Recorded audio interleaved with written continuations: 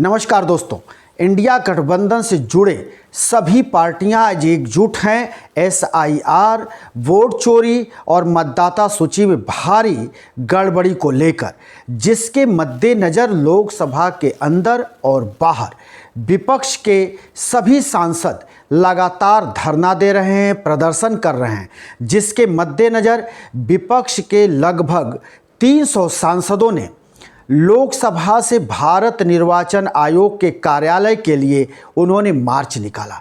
और जब ये 300 सांसद मार्च निकाल रहे थे तो निर्वाचन आयोग कार्यालय के कुछ ही दूरी पर दिल्ली पुलिस की बैरिकेडिंग लगी हुई थी और बैरिकेड्स के पास उन सांसदों को रोका गया, जहां पर सांसद धरने पर बैठ गए, सड़क पर ही बैठकर हंगामा करने लगे।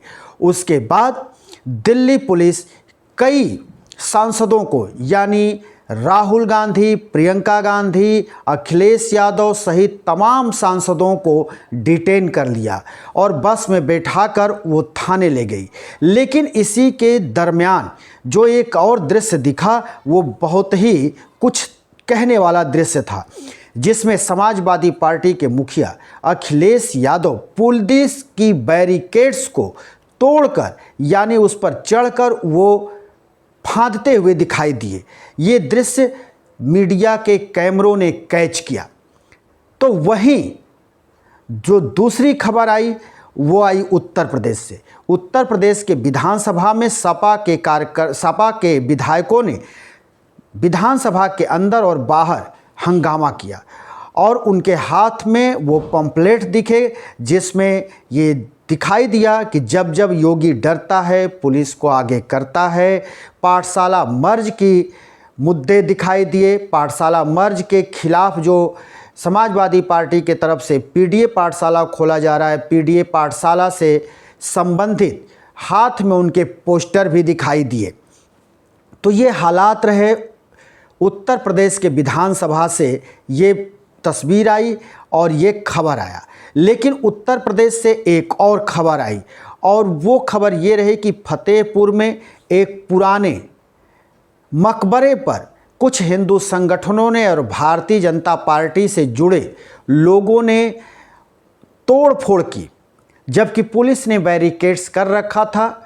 लेकिन पुलिस की ये सारी तैयारी धरी रह गई और भीड़ बैरिकेड्स को फांदकर उस मकबरे के अंदर पहुंच गई और वहां तोड़फोड़ भी करने में कामयाब हुई।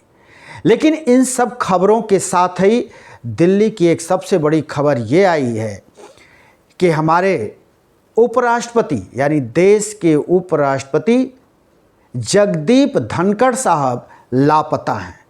और ये हम नहीं कह रहे हैं, राज्यसभा सांसद कपिल सिब्बल का कहना है कि हम और धनखड़ साहब सर्वोच्च न्यायालय यानी सुप्रीम कोर्ट में साथ साथ वकालत कर चुके हैं और धनखड़ साहब के स्वास्थ्य को लेकर मैं चिंतित हूं। धनखड़ साहब की सुरक्षा को लेकर मैं चिंतित हूं। आखिर धनखड़ साहब कहां चले गए? उनको आकाश निगल गया या पाताल में वो पाताल लोक उनको निगल गया? आखिर वो धनखड़ साहब हैं कहाँ? ये कहना है देश के जाने माने अधिवक्ता और राज्यसभा सांसद कपिल सिब्बल का। कपिल सिब्बल हैरानी जता रहे हैं कि हम लगातार उनसे संपर्क करने का प्रयास कर रहे हैं, कोशिश कर रहे हैं। कई बार उनके फ़ोन पर हमने डायल किया लेकिन उनसे हमारा कोई संपर्क नहीं हो पा रहा है।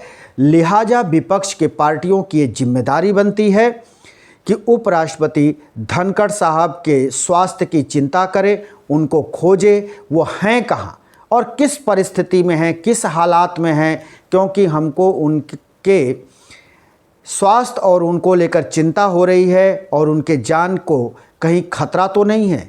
ये सब आशंकाएं जताया है कपिल सिब्बल ने। अब हम आते हैं सबसे पहली खबर और वो खबर ये है, जब से राहुल गांधी ने पावर पॉइंट प्रेजेंटेशन के माध्यम से वोट चोरी और बैलेट पेपर में तमाम खामियों को उन्होंने उजागर किया है, गिनाया है प्रेस कॉन्फ्रेंस कर, तभी से चुनाव आयोग और विपक्षी पार्टियों में ठन गया है और लगातार ये बात आगे बढ़ती जा रही है, ये मुद्दा गर्माता जा रहा है। विपक्ष इसी मुद्दे को लेकर अब एकजुट दिखाई दे रहा है, चाहे वो तृणमूल कांग्रेस हो, ममता बनर्जी की पार्टी हो, चाहे बिहार की पार्टियां हो, चाहे उद्धव ठाकरे की पार्टी हो, यानी जितनी भी देश की विपक्ष की पार्टियां हैं जो एनडीए से संबंधित पहले थीं, आज वो एकजुट दिखाई दे रही हैं।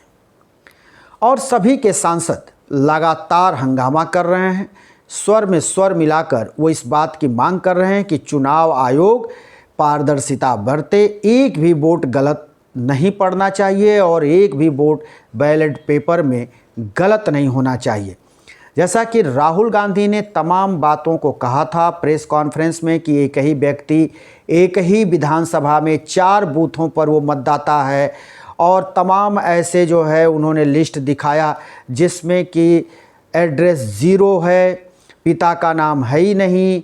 तो उन्होंने जितनी खामियां दिखाई, उन्होंने लाखों में खामियों का उन्होंने जिक्र किया कि एक विधानसभा में अगर 1 लाख मतदाता बोगस हैं तो फिर आप देश के हालात समझ सकते हैं।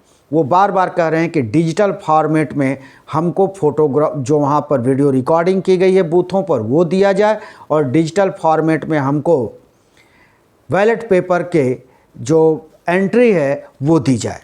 लेकिन चुनाव आयोग कह रहा है कि ये हम किसी को नहीं दे सकते।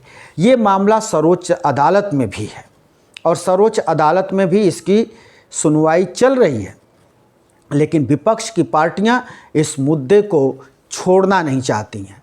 अब तो लगातार दिन प्रतिदिन अलग अलग स्रोतों से भी इस तरह की खबरें आ रही हैं कि एक मकान में 35, तो कहीं 80, कहीं 100 से ऊपर। तो अभी हमको एक ऐसे ही एक प्रतिलिपि मिली है जिसमें ये दर्शाया गया है कि 42 बच्चे एक ही व्यक्ति के दिखा दिए गए हैं और एक ही घर में, और पिता का नाम एक ही है 42 लोगों का। तो इस तरह से जो खामियां उजागर हो रही हैं, इसको लेकर विपक्ष हमलावर है। और विपक्ष ने जो लोकसभा से मार्च निकाला भारत निर्वाचन आयोग के कार्यालय के लिए, वो काफ़ी हंगामेदार रहा। पुलिस ने रोका, पुलिस ने बैरिकेडिंग की, दिल्ली पुलिस ने। और दिल्ली पुलिस ने जब देखा कि हालात और बिगड़ सकते हैं तो दिल्ली पुलिस ने तमाम सांसदों को डिटेन किया।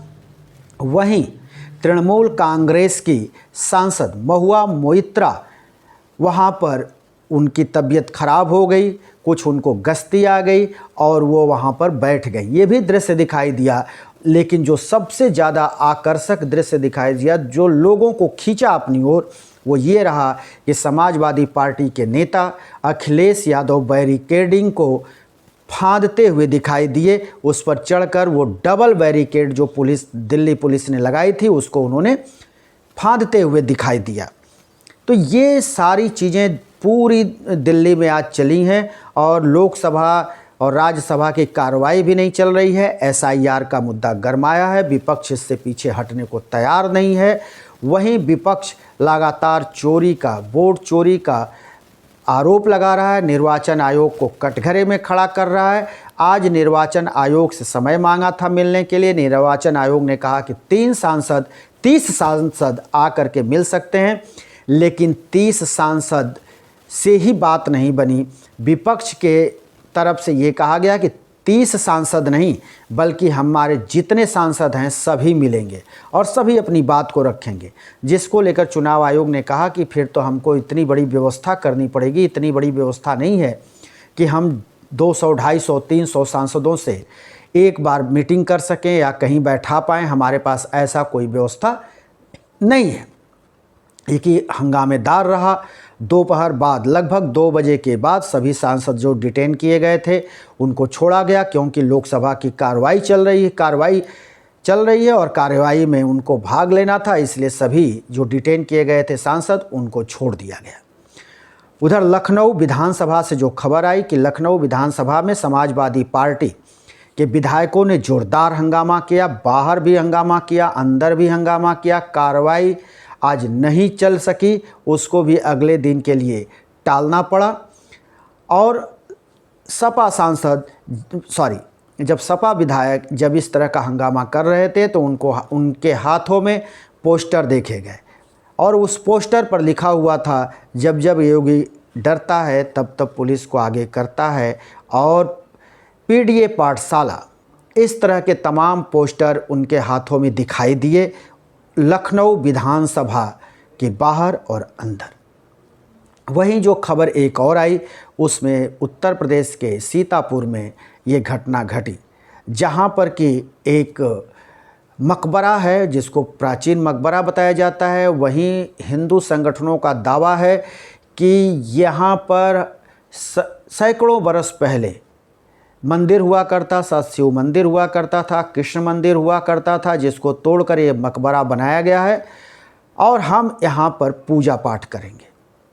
इसी को लेकर के हिंदू संगठनों ने और भारतीय जनता पार्टी के कार्यकर्ताओं ने वहाँ के प्रशासन को, फतेहपुर के प्रशासन को ये संज्ञान में दिया था। उनका कहना है कि हमने बता दिया था कि हम वहाँ पर जाएंगे, वहाँ हम पूजा पाठ करेंगे, लेकिन फतेहपुर की पुलिस संज्ञान तो लिया था, बैरिकेड्स तो किया, लेकिन बैरिकेड्स को फांद करके ये लोग अंदर तक पहुंच गए और वहाँ के कुछ वहाँ पर क्षतिग्रस्त किया, तोड़ फोड़ भी किया मकबरे के अंदर।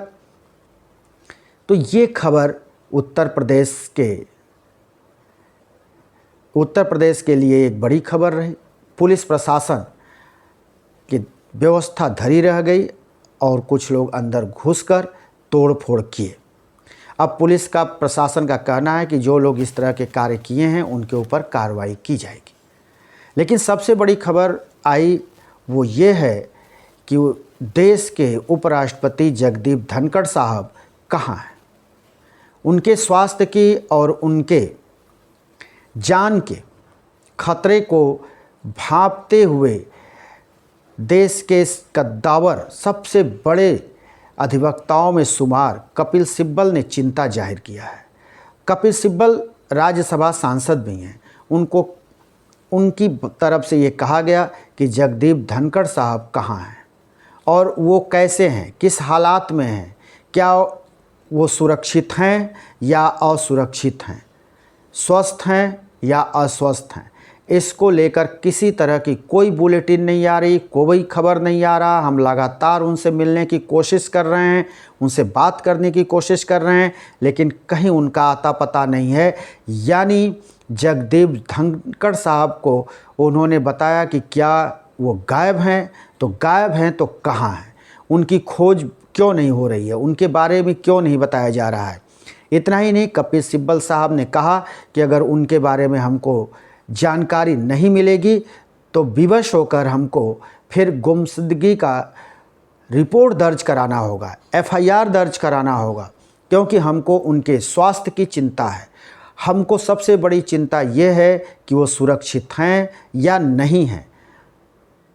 ये सब चिंता जाहिर किए हैं कपिल सिब्बल ने, और कपिल सिब्बल लगातार इस बात की आशंका जता रहे हैं कि कहीं ऐसा ना हो कि जगदीप धनखड़ साहब खतरे में हों। तो इससे बचाने की जिम्मेदारी विपक्ष की है और उन्होंने मांग किया है कि विपक्ष के लोग उनकी खोज करें, उनके बारे में पता करें कि क्या वो सुरक्षित हैं या असुरक्षित हैं, किन परिस्थितियों में हैं, कहाँ हैं, कितने वो गंभीर अस्वस्थ हैं या स्वस्थ हैं। उनके बारे में किसी तरह की कोई जानकारी किसी माध्यम से नहीं मिल रही है, इसलिए पता करना ज़रूरी है। तो ये खबर है उपराष्ट्रपति जगदीप धनखड़ साहब को लेकर। दोस्तों, हम फिर किसी दूसरी वीडियो को लेकर हाजिर होंगे। तब तक के लिए शिवमूर्ति दुबे को दीजिए इजाज़त।